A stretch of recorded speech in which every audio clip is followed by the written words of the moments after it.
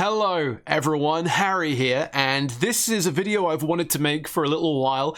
It's a behind the scenes exclusive video about the importance of animatics, creating an animatic. Now, what is an animatic? It's essentially an animated storyboard that you create as part of the process of finishing an animation. Essentially, the storyboard filmed and timed out with essential music, voice acting, maybe some sound effects, that kind of thing. Something a little bit like this.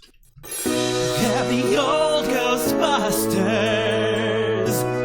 busting all the old ghosts. No, please, I did nothing wrong. No! So that's a little intro to a project that I did this month for a friend, Phelan Porteous of the channel Phalus. This is going to be part of his April Fool's Day video, so keep this secret as you can until April Fool's. I don't want this to get out there until then. But he essentially asked me to create a parody of the Good Times animation productions, Good Times production pictures, but if they, Good Times, who made a lot of knockoff Disney movies, if they made their own Ghostbusters cartoon. Now, that was a very bizarre project to be part of, and it's kind of why the characters look so strange here, like Peter Venkman is kind of dressed like a prince, and the characters kind of don't look right. It's because it's the Ghostbusters through the lens of Good Times pictures that made all these knockoff Disney movies in the 90s. Anyway, that's not really the important part. The important part is that this 55 seconds of animation, so nearly a minute, I was able to finish in about 12 days. Now, this was not part of my regular projects. I hadn't planned to do this in March. It kind of popped up and it pushed some stuff back. But the good news is that it really reaffirmed a very important lesson for me, which is when you create an animatic, things go so much faster. So, I mean, we can show you a little bit more here. Oh, Ghostbusters. I'm so relieved. Can't you tell? And as you can see, Ghostbusters, I need... As you can see, every single shot, what I did was these rough key poses. It's not fully animated, but you can see now as the old man turns around here, I knew he would go down and then come back up. So essentially, I didn't have the animation there, but I had planned out the key extreme parts of the movement, which made it very easy to go in and do the fleshed out animation.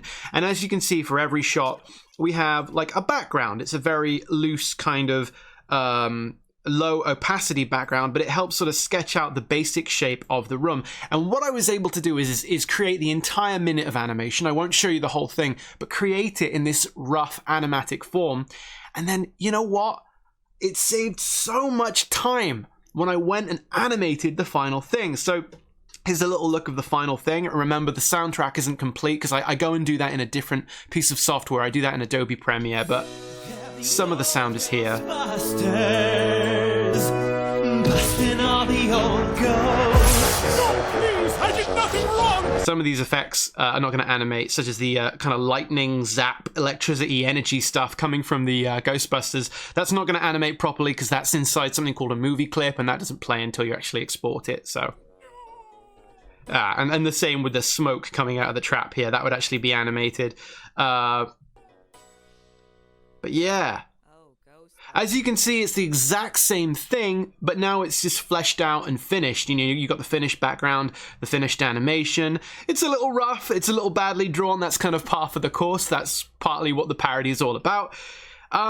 But my gosh, it's sad, right? This is something that I know for a fact. It's a fundamental, it's a core fundamental that if you create an animatic first, you get a lot of that creative planning out of the way that actually frees you up to just be an animating machine, kind of almost turn your brain off, stick on a podcast, and just do a lot of drawing. You already know all the key poses, you know where the characters are looking, you know, I don't know, how much space they take up on the screen. You know how much of them you need to draw, if they cut off at the knees or not. If you've planned the shot out, you don't need to animate the entire body unnecessarily. So let's go on.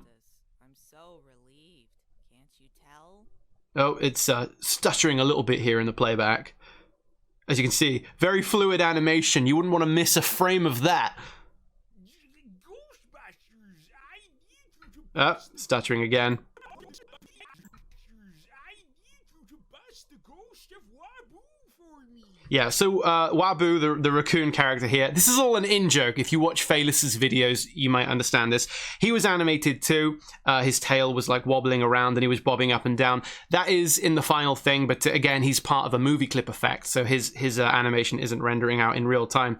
But again, you know, I was able to... I knew all my key poses, and it just was a case of adding a few more frames of animation. I would add more animation than this if it was, you know, a Dogtooth cartoon or a Starbarians cartoon. But still, you know, I really stuck to my animatic. You can see the background here with the proton pack and the weird kind of pipe ventilator, whatever that is, that machine in the background. You can see it's all there originally. I all knew where everything was. Man, it made it easy. And this is a fundamental thing, understanding an animatic, you know, creating that rough outline. And this is not that rough. This is a very fleshed out animatic, but I really wanted to break the mold here and do something I don't usually do, which is create that very fleshed out animatic. I'm so loose. I'm so loose with my animatics. I thought, why don't I do something different for a change and really try and nail it down this time? By doing that, I did save myself a lot of work. And there's something about it where I feel it's not even romantic to do that. Like, oh, I don't want to plan every shot and know exactly what I'm going to end up making. It'll sap all the creativity out. That's not really true. It doesn't really do that. I mean, you just do all the creative stuff up front. And I know these characters are absolute garbage, and this is not some great example of creative animating. But I mean, it still, I think the rule still applies. The sad thing is, this is a fundamental thing that I know, and a lot of people know, but sometimes you think because you know the fundamentals, you can kind of ignore them. The fact is, if you know something is fundamentally true and a good way to work, you still need to apply it. It's not enough to have it in the background, you know, at the back of your head while you're working. You actually need to apply it. And that's what I did here. Another example, I guess, of how I saved some time. Let me see if I can find that Janine shot here. So in this Janine shot, you can see that she's got this background behind her of the bit of staircase and a little bit of the wardrobe. But what actually I was able to do is, because I planned it out, I realized that essentially we'd have this same angle later on. Let's see if I can find it. We have this character, the kind of Peter Venkman as a prince, walk over to the old man. I still screwed up here, actually. I didn't realize that these two shots don't really link up. The old man's pose here is completely different to his pose here, and also the raccoon, Wabu, is nowhere in the shot, but I think you can kind of just about get away with it. Anyway, as Peter comes over, and you see the staircase behind Peter here is the same background, it's the same staircase here, but if I actually turn off the pasteboard, you can see that this background is all part of the same background, and that staircase we saw behind Janine earlier is part of the exact same background layer. So that background got used for like three to four shots, and later on when Peter and Janine are together again, it's the same background. Now, I mean, that can happen without animaticking something out and planning to that level, but the fact is, because I planned it, I was able to make sure that the background had multiple purposes, and it's another way of saving time. You can go, when you're still at the planning stage, you can go, hey, look, that bit of animation there could be reused here. If I just maybe tweaked one or two things, or that background there can be used right back here at the beginning if I just tweaked one or two things. And you start to realize ways you can save time. So I did plow through this. I know the animation is of a low quality. I mean, it's still, I think, better than a lot of web animation, which really does skirt doing any extra in-betweens or any extra shading or anything like that. Of course, this is not high-grade animation, but the fact is, I plowed through it in 12 days, and it's, like I say, nearly a minute of animation, and I attribute that to the almost anal retentive levels of planning that I put into my animatic.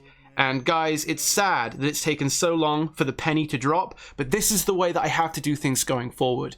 This is the way I have to speed up my workflow and catch up, let my productivity and my output actually catch up with my ambitions, is that I have to put in this level of slightly crazy planning where every background is drawn as a rough, every piece of animation is roughed out, and that is the way going forward that I'm going to be able to put out more content and finish my Dogtooth cartoon, finally finish Starbarians episode 4, and beyond, etc, etc, etc. So I hope this was useful to you if you're an animator. I hope this was interesting if you are maybe interested in that kind of behind the scenes thing.